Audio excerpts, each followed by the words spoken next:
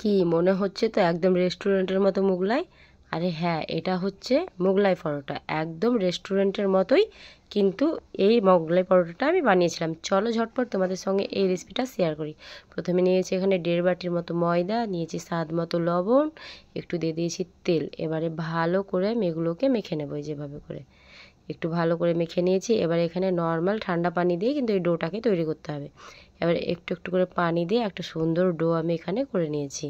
এই যে দেখো, এভাবে করে ডোটা আমি করতে থাকি। কে কোথা থেকে দেখছো ভিডিওটাকে লাইক করে দাও, চ্যানেলটাকে সাবস্ক্রাইব করে দাও, পেজটাকে ফলো করে দাও। এবারে এই যে এখানে একটু মথে নিয়েছি, ওপর থেকে দিয়ে দিলাম আমি সাদা তেল। আবার একটু ভালো করে মথে নিয়ে এগুলো লেচি আমি কেটে নেবো। যেভাবে করে আমি গোল গোল করে লেচি কেটে নিচ্ছি। তো সবগুলো লেচি আমি এখানে কেটে নিয়েছি। এবারে এক এক করে এভাবে করে গোল গোল করে নিচ্ছি। সবগুলো গোল করে নিচ্ছি। এবার উপর থেকে আমি একটু তেল দিয়ে এটাকে কিন্তু আমি 10 মিনিট রেস্টে রেখে দেবো। ততক্ষণে চলো তোমাদেরকে আমি এর পুরটা রেডি করে দেখাই। এখানে প্রথমে আমি নিয়েছি 2টি ডিম।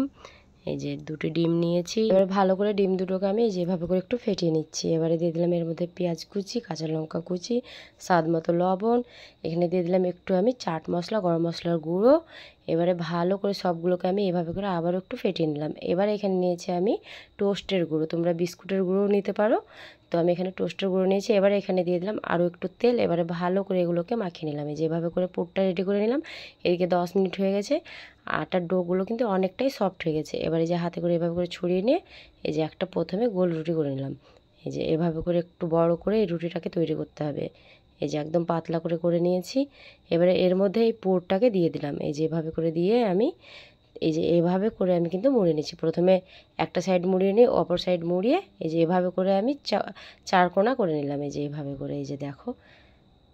তো সবগুলো আমার এই একইভাবে আমার করা হয়ে গেছে। এই যে এই সবগুলো কিন্তু একইভাবে করে নিলাম। এবারে চুলার মধ্যে কড়াই বসিয়ে কড়াইয়ের মধ্যে দিয়ে দিলাম তেল। তেলটাকে একদম ভালো করে গরম করে নিয়ে এক এক করে আমি মোগলাই পরোটাগুলো কিন্তু ভেজে নেব।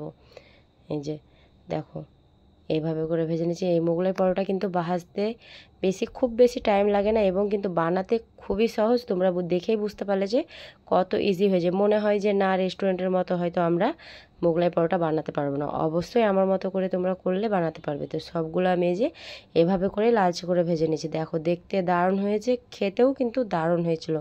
ভিডিওটা ভালো লাগলে অবশ্যই লাইক, কমেন্ট, ফলো করতে ভুলবে না। চলো একটা আমি কেটে দেখাচ্ছি। এই যে তোমরা দেখলেই বুঝবে যে এই যে ভেতর থেকে কত সুন্দর হয়েছে, খেতেও দারুণ হয়েছিল। ভালো লাগলে লাইক করো। আল্লাহ হাফিজ।